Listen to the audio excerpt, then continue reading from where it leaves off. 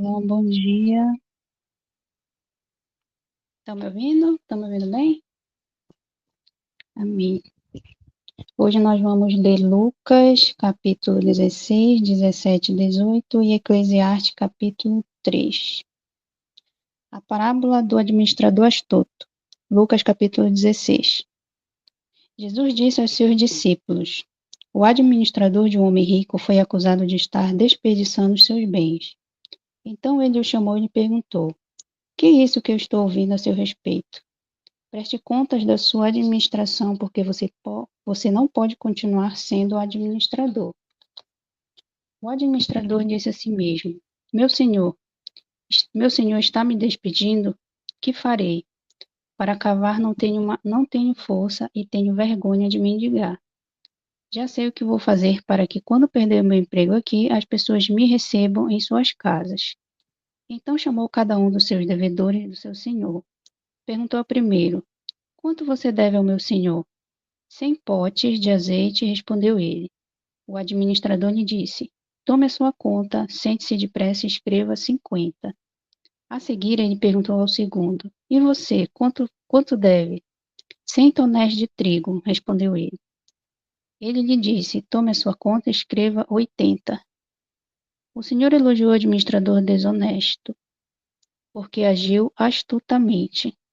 Pois os filhos deste mundo são mais astutos no trato um com os outros do que os filhos da luz.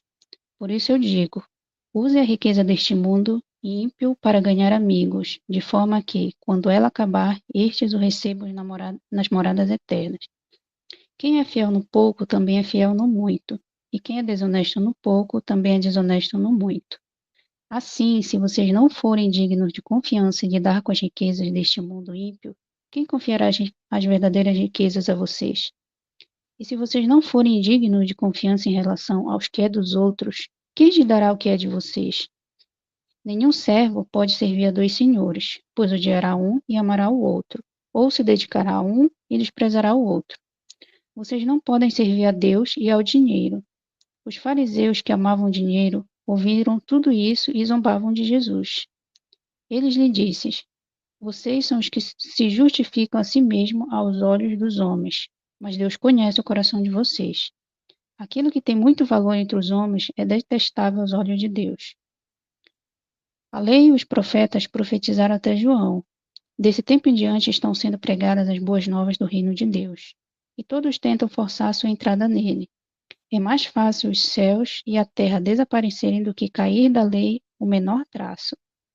Quem se divorciar de sua mulher e se casar com outra mulher estará cometendo adultério, e o homem que se casar com uma mulher divorciada estará cometendo adultério. O rico e o Lázaro. Havia um homem rico que se vestia de púrpura e de linho fino e vivia de luxo todos os dias. Diante do seu portão fora deixado um mendigo chamado Lázaro, coberto de chagas. Estes ansiava comer o que caía da mesa do rico. Até os cães vinham lamber suas feridas. Chegou um dia em que o mendigo morreu e os anjos levaram para junto de Abraão. O rico também morreu e foi sepultado. No Hades, onde estava sendo atormentado, ele olhou para cima e viu Abraão de longe, com Lázaro ao seu lado. Então o chamou: Pai Abraão, tem misericórdia de mim e manda que Lázaro molhe a ponta do dedo na água e refresque a minha língua, porque estou sofrendo muito neste fogo. Mas Abraão respondeu: Filho, lembre-se que durante a sua vida você recebeu coisas boas, enquanto que Lázaro recebeu coisas más. Agora, porém, ele está sendo consolado aqui e você está em sofrimento.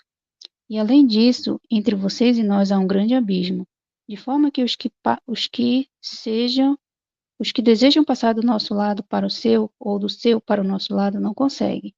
E ele respondeu: Então eu te suplico, pai, manda Lázaro ir à casa de meu pai, pois tenho 5 irmãos.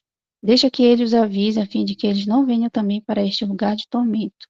E Abraão respondeu: Eles têm a Moisés e aos profetas que os ouçam. Não, pai Abraão, disse ele. Mas se alguém dentre os mortos fosse até eles, eles se arrependeriam. Abraão respondeu: Se não ouvem a Moisés e aos profetas, tampouco se deixarão convencer, ainda que ressuscite alguém dentre os mortos. Capítulo 17.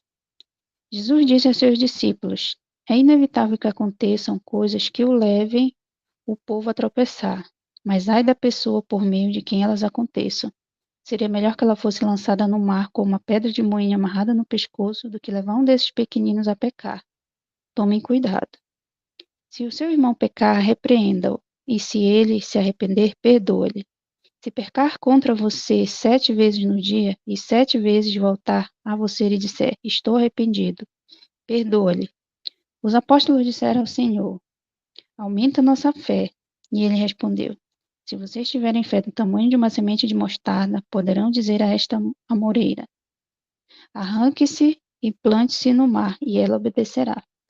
Qual de vocês, tendo um servo que esteja arando ou cuidando das ovelhas, lhe dirá, quando ele chegar do campo, venham agora e sente-se para comer.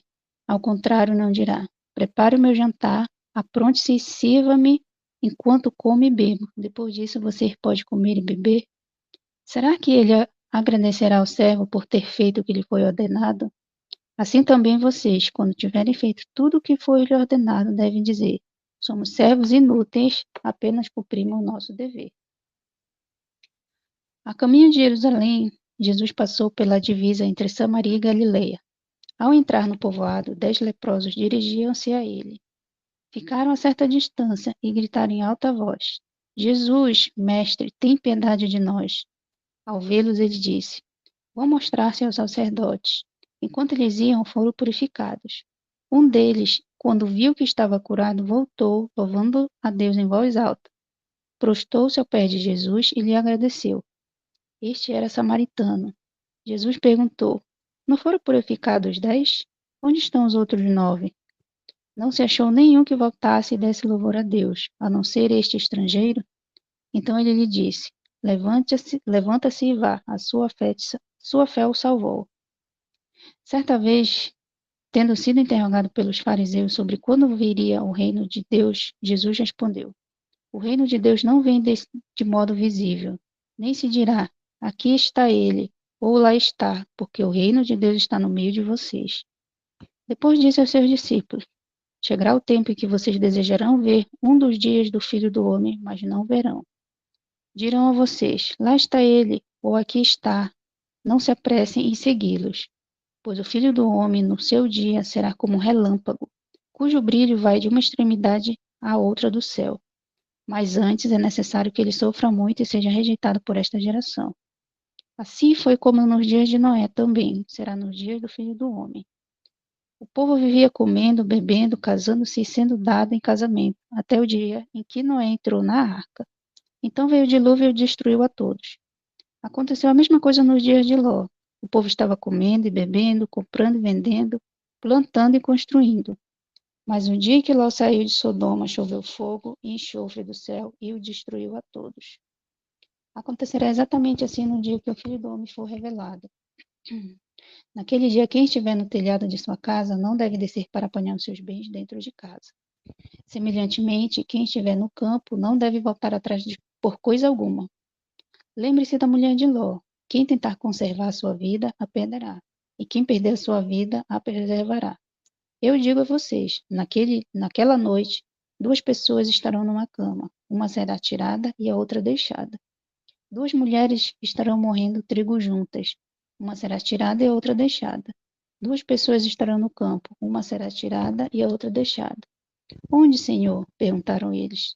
E ele respondeu: onde houver um cadáver, ali se ajuntarão os abutres. Capítulo 18. Então Jesus contou aos seus discípulos uma parábola para mostrar-lhes que eles deviam orar sempre e nunca desanimar. Ele disse: em certa cidade havia um juiz que não temia Deus, nem se importava com os homens. E havia naquela cidade uma viúva que se dirigia continuamente a ele, suplicando-lhe: faze-me justiça, faze-me justiça contra o meu adversário. Por algum tempo ele se recusou, mas finalmente disse a si mesmo: embora eu não tema Deus e nem me importe com os homens, esta viúva está me aborrecendo. Vou fazer-lhe justiça para que ela não venha mais me importunar. E o Senhor continuou: ouça o que diz o juiz injusto. Acaso Deus não fará justiça aos seus escolhidos que clamam a ele dia e noite? Continuarão fazendo-o esperar? Eu digo a vocês, ele lhe fará justiça e depressa. Contudo, quando o Filho do Homem vier, encontrará fé na terra? Há alguns que confiavam em sua própria justiça e desprezavam os outros. Jesus contou esta parábola. 2 homens subiram ao templo para orar. Um era fariseu e o outro publicano. O fariseu em pé orava no íntimo. Deus, eu te agradeço porque não sou como os outros homens, ladrões, corruptos, adúlteros, nem mesmo como este publicano. Jejuo 2 vezes por semana e dou o dízimo de tudo que ganho. Mas o publicano ficou à distância. Ele nem ousava olhar para o céu, mas batendo no peito dizia: Deus, tem misericórdia de mim que sou pecador. Eu digo que este homem, e não o outro, foi para casa justificado diante de Deus. Pois quem se exalta será humilhado, e quem se humilha será exaltado. O povo também estava trazendo as criancinhas para que Jesus o tocasse nelas. Ao verem isso, os discípulos repreendiam aqueles que tinham trazido. Mas Jesus chamou a si as crianças e disse: Deixe vir a mim as crianças e não as impeças, pois o reino de Deus pertence aos que são semelhantes a elas. Digo a verdade: quem não receber o reino de Deus como uma criança, nunca entrará nele. Certo homem importante lhe perguntou: Bom mestre, que farei para herdar a vida eterna? Por que você me chama de bom? Respondeu Jesus. Não há ninguém que seja bom, a não ser somente a Deus. Você conhece os mandamentos. Não adulterarás, não matarás, não furtarás, não dará falso testemunho, honra teu pai e tua mãe. A tudo isso tenho obedecido desde a adolescência, disse ele. Ao ouvir isso, disse-lhe Jesus: Falta ainda uma coisa. Venda tudo que você possui e dê o dinheiro aos pobres, e você terá um tesouro no céu. Depois venha e siga-me. Ouvindo isso, ele ficou triste porque era muito rico. Vendo-o entristecido, Jesus disse: Como é difícil aos ricos entrar no reino de Deus. De fato, é mais fácil passar um camelo pelo fundo de uma agulha do que um rico entrar no reino de Deus. Os que ouviram isso perguntaram: Então quem pode ser salvo? Jesus respondeu: O que é impossível para os homens é possível para Deus. Pedro lhe disse: Não deixamos tudo que tínhamos para seguir-te? E Jesus respondeu: Digo a verdade. Ninguém que tenha deixado casa, mulher, irmãos, pai ou filhos por causa do reino de Deus deixará de receber, na presente era, muitas vezes mais, e na era futura, vida eterna. Jesus chamou à parte os 12 discípulos e lhe disse: Estamos subindo para Jerusalém, e tudo o que está escrito pelos profetas acerca do Filho do Homem se cumprirá. Ele será entregue aos gentios, que zombarão dele, o insultarão, cuspirão nele, e o açoitarão e o matarão. No terceiro dia ele ressuscitará. Os discípulos não entenderam nada dessas coisas. O significado dessas palavras lhes estava oculto, e eles não sabiam do que ele estava falando. Ao aproximar-se de Jericó, um homem cego estava sentado à beira do caminho pedindo esmola. Quando ouviu a multidão passando, ele perguntou o que estava acontecendo.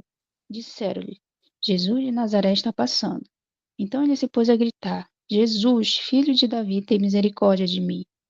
E os que iam adiante o repreendiam para que ficasse quieto, mas ele gritava ainda mais: Filho de Davi, tem misericórdia de mim. Jesus parou e ordenou que o homem lhe fosse trazido. Quando ele chegou perto, Jesus lhe perguntou-lhe: O que quer que eu faça? Senhor, eu quero ver, respondeu ele. Jesus lhe disse: Recupere a visão. A sua fé o curou. Imediatamente ele recuperou a visão e seguia Jesus glorificando a Deus. Quando todo o povo viu isso, deu louvores a Deus. Eclesiastes capítulo 3. Há um tempo para tudo. Para tudo há uma ocasião certa. Há um tempo certo para cada propósito debaixo do céu. Tempo de nascer e tempo de morrer. Tempo de plantar e tempo de arrancar o que se plantou. Tempo de matar e tempo de curar. Tempo de derrubar e tempo de construir. Tempo de chorar e tempo de rir. Tempo de prantear e tempo de dançar.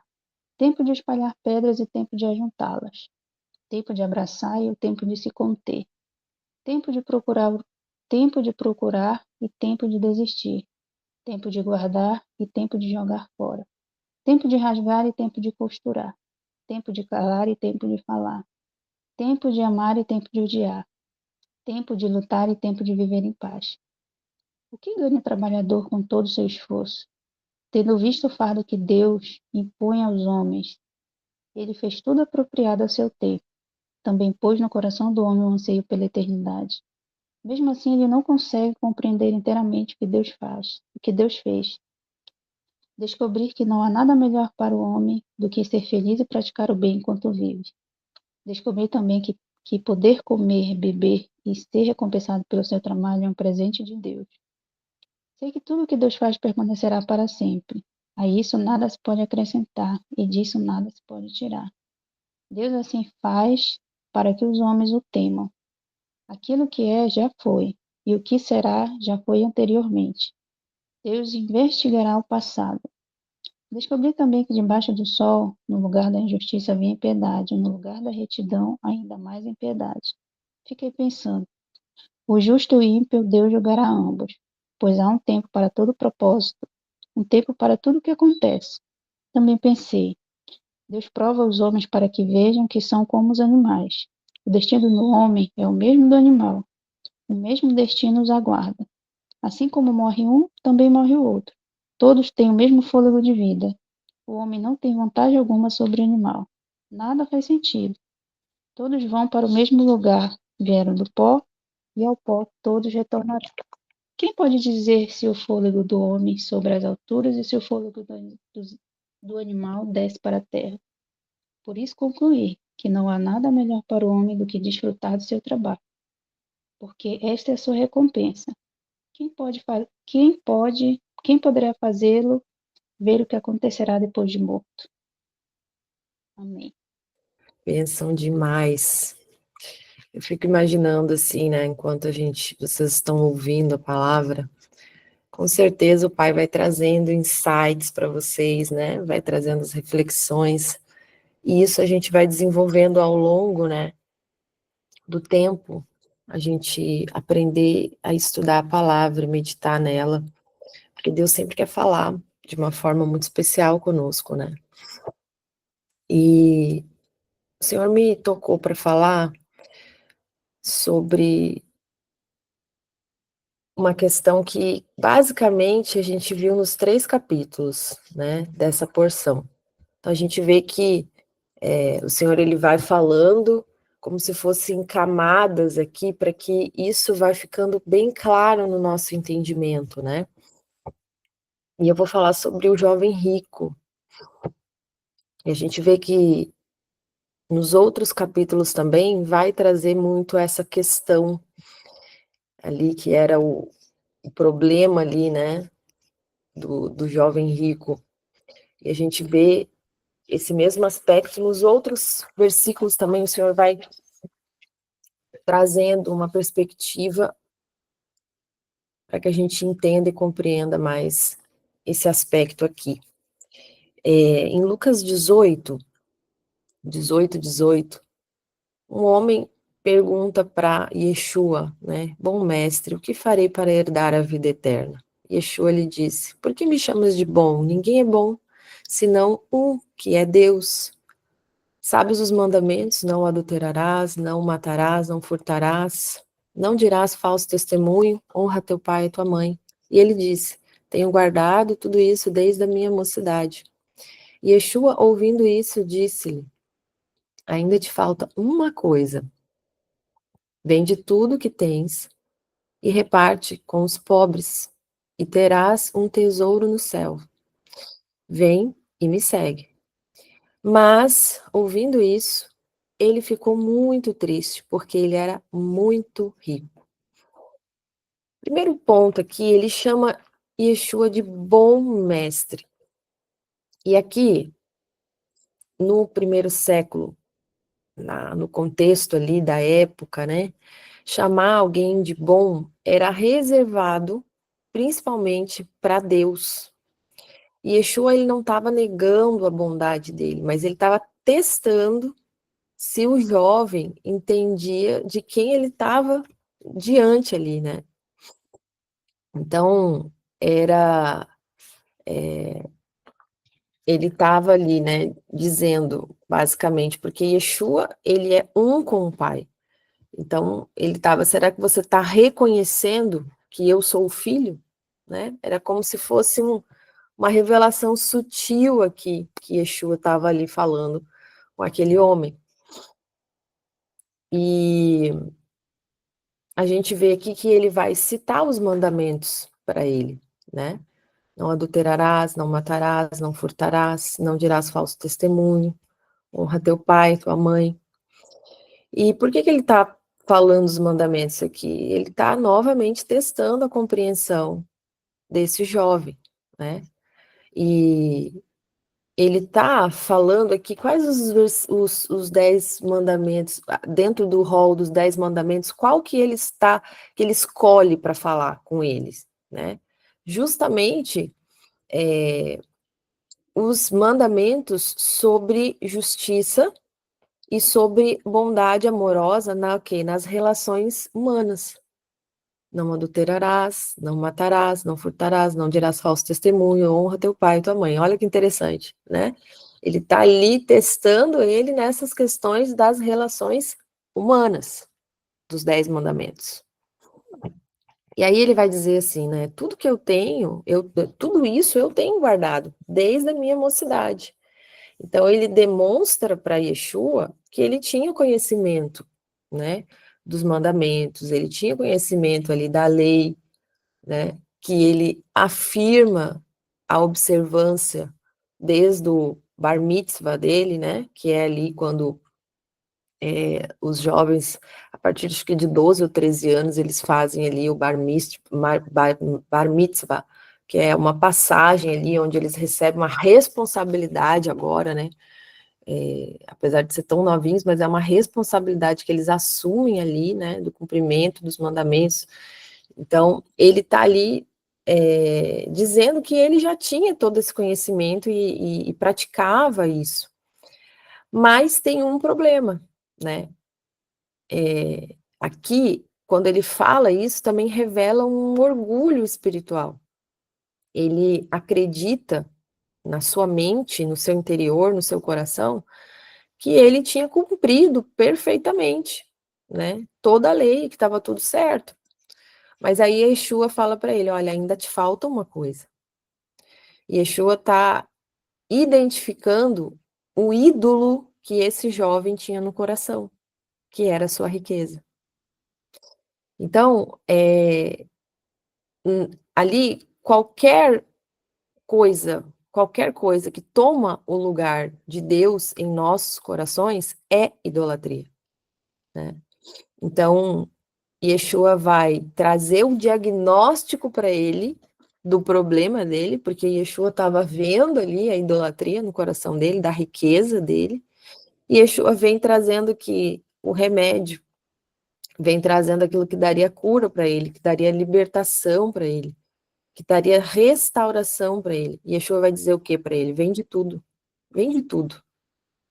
né? E depois que você vender tudo, vem e me segue, né? Ele fala, vende tudo, reparte com os pobres, vem e me segue. Né? Essa era o antídoto que Yeshua estava entregando ali para aquele jovem. Então, um ponto importante que a gente tem que entender aqui, dentro desse contexto aqui, né, da cultura judaica, no qual a palavra foi escrita, a justiça, né, social, a caridade, no contexto judaico, não é opcional, é obrigatório. Então, isso, qual é o nome, né, que eles chamam, é o tzedakah. Tzedakah, quando você ouve essa palavra tzedakah, né, ele vem justamente dessa questão da justiça, da justiça social, da caridade, entende? E isso para eles não é opcional, isso é obrigatório, obrigatório. Lá é assim, até os dias de hoje, tá?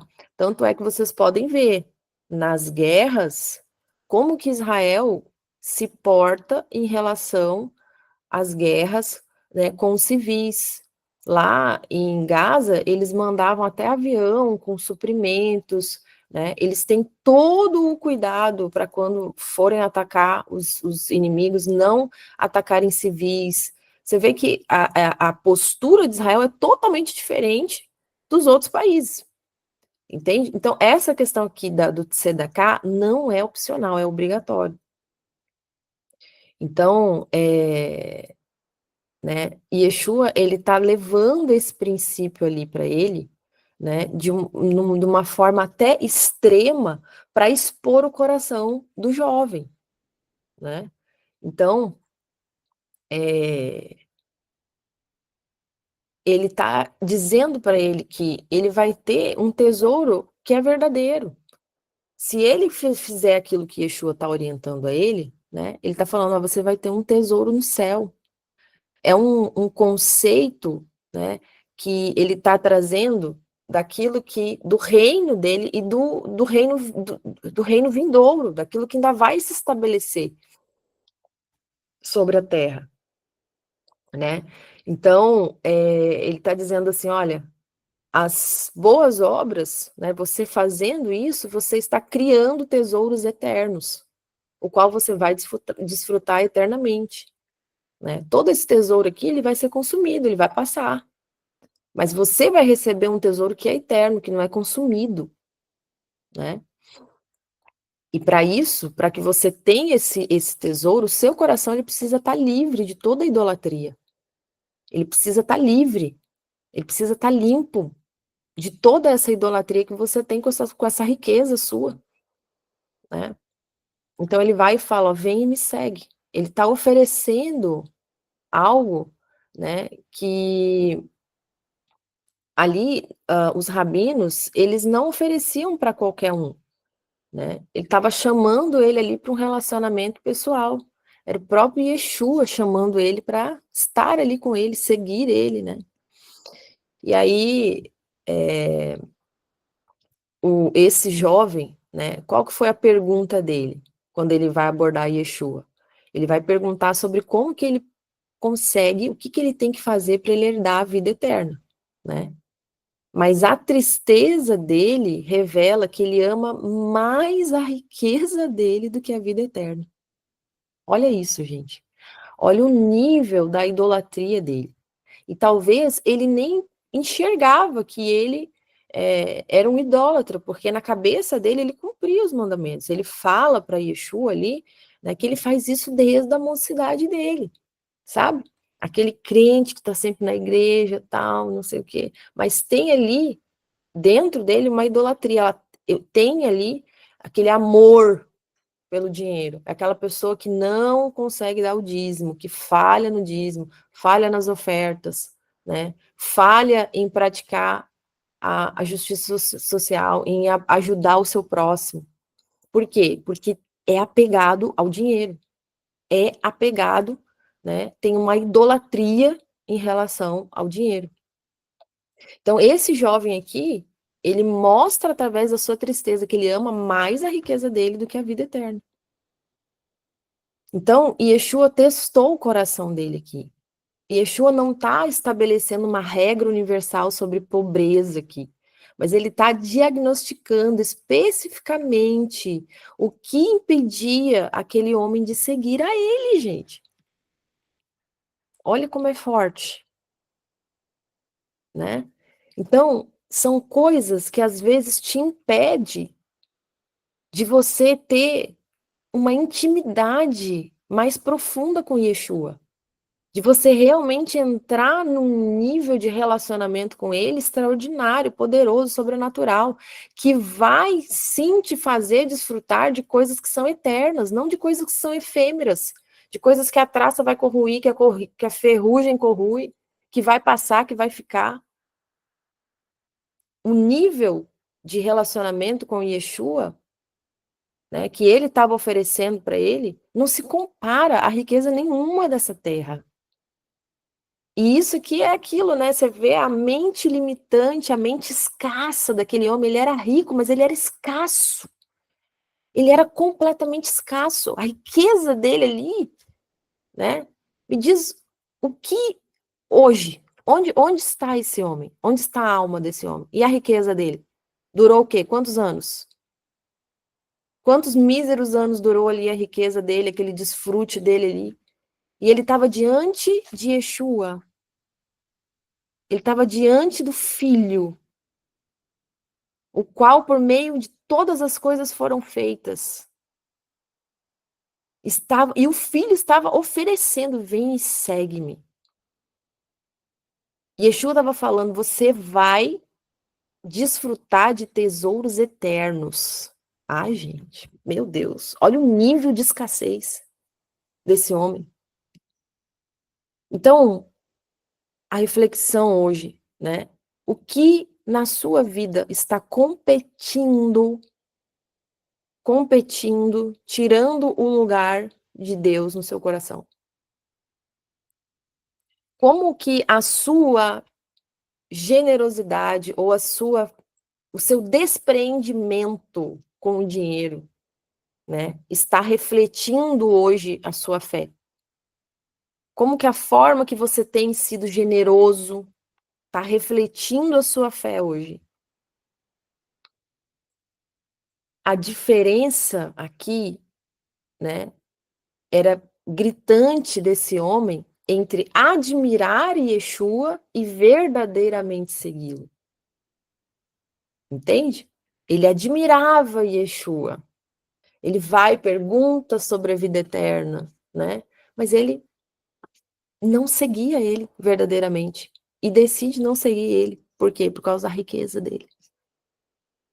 Então, esse jovem, ele estava tão perto do reino, gente.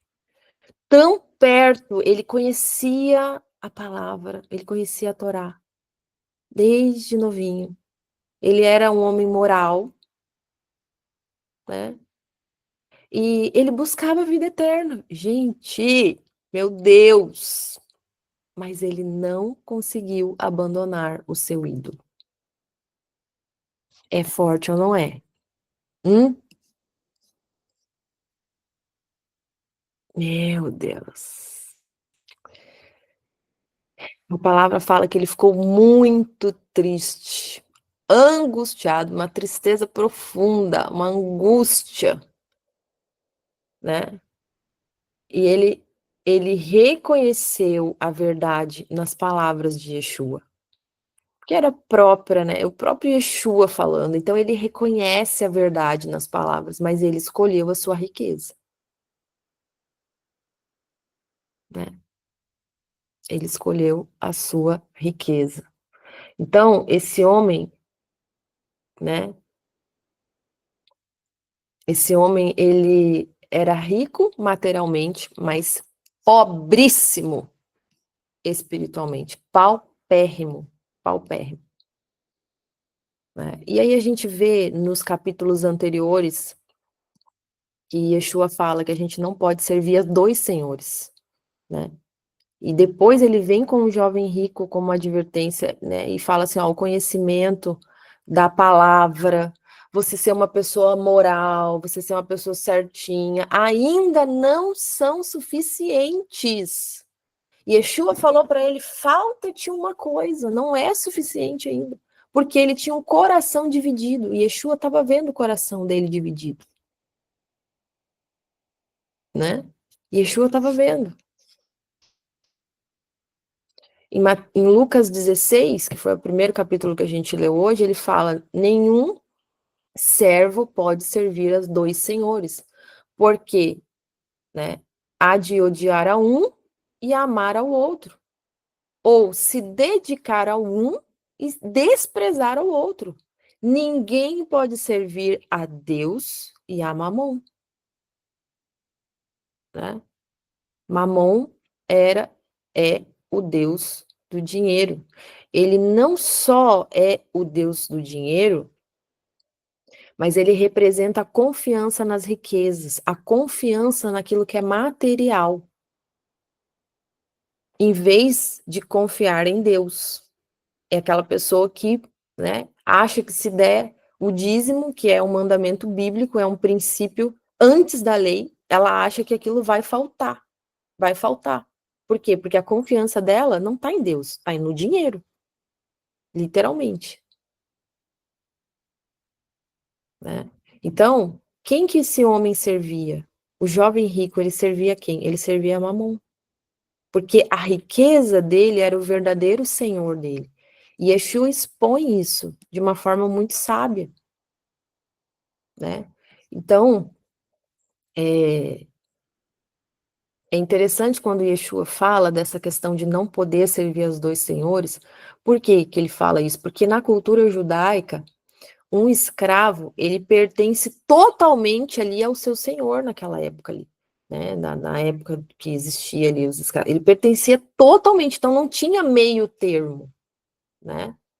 Não tinha meio termo. E aí, a prova prática disso aqui, quando Yeshua pede ali para o jovem para escolher entre a riqueza dele ou segui-lo, ele orienta ele, na verdade, a vender suas riquezas e servi-lo, ficou claro quem que era o Senhor, quem que era o verdadeiro Senhor daquele jovem. Ficou claro. Entende? Ficou claro. Ficou evidente.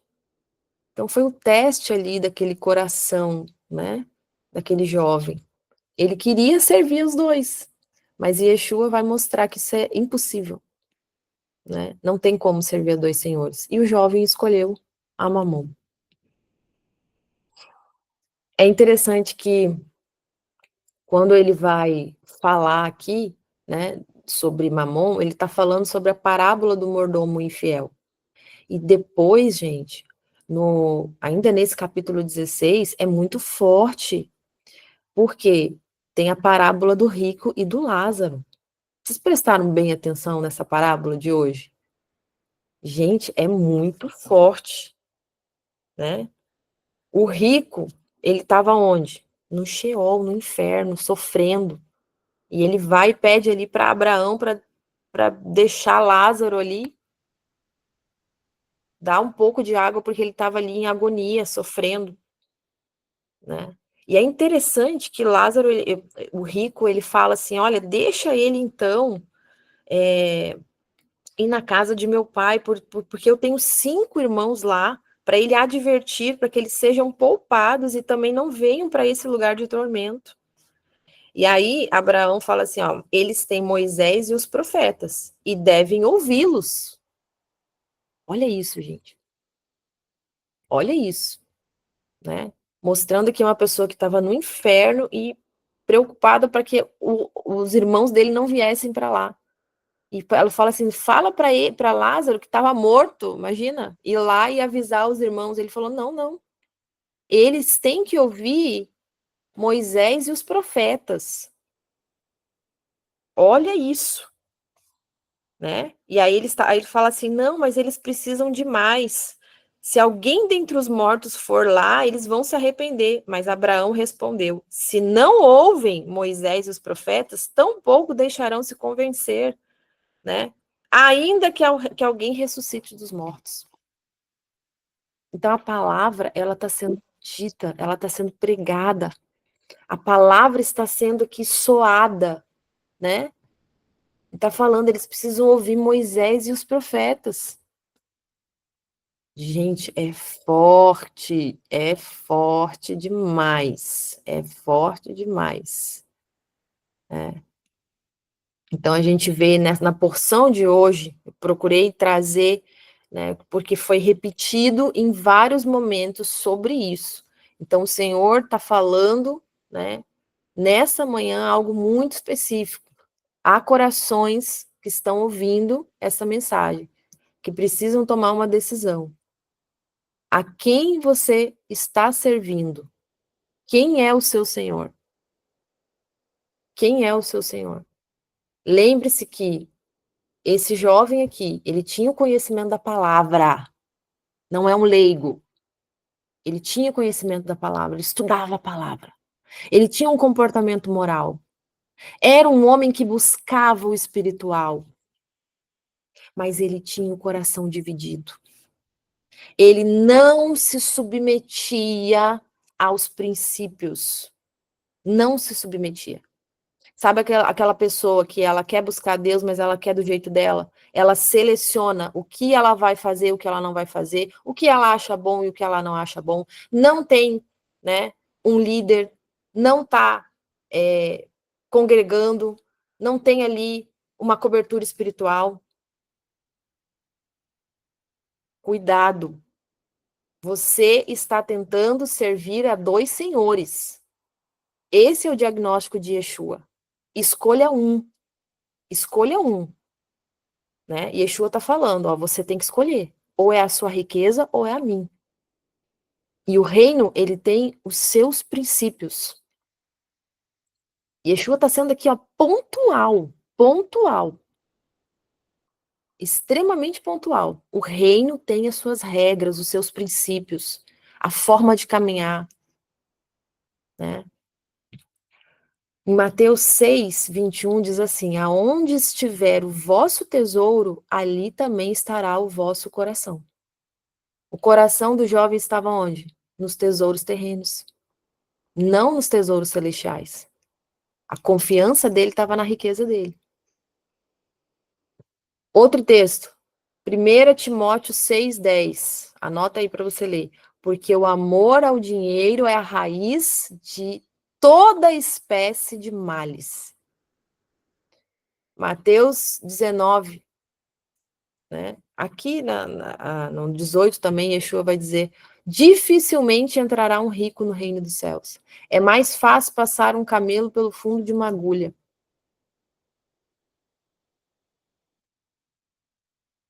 Tiago 4,4 vai dizer assim, ó: adúlteros e adúlteras, não sabeis vós que a amizade ao mundo é amizade contra Deus? Não tem meio termo. Não tem meio termo. Então, queridos, nessa manhã o Senhor está trazendo esse alerta aqui sobre as nossas vidas, né? E a gente vê aqui que esse jovem rico, ele não foi rejeitado por Yeshua, por ele ser rico de forma nenhuma, né? Mas Yeshua aqui está expondo que aquele homem ali, ele estava tentando servir a dois senhores simultaneamente. E quando Yeshua vai expor ali o seu verdadeiro ídolo, ele escolhe Mamon, né? Sobre o próprio Deus que estava ali encarnado, sobre o próprio Filho que estava ali diante dele. Então, isso mostra aqui, né, que é terrível uma escolha dessa, você estar face a face diante da vida eterna. Yeshua é a vida eterna. Aquele homem queria saber como alcançar a vida eterna. Olha isso, ele estava diante da própria vida eterna. E ele escolheu tesouros que se consomem. Então, a tristeza dele, daquele homem, não era um arrependimento, mas era um lamento, porque ele queria ter ambos. Ele queria ter aquela riqueza ali que ele considerava ser grandes coisas, né? Por causa de uma mente escassa, limitada, e ele queria ter Jesus.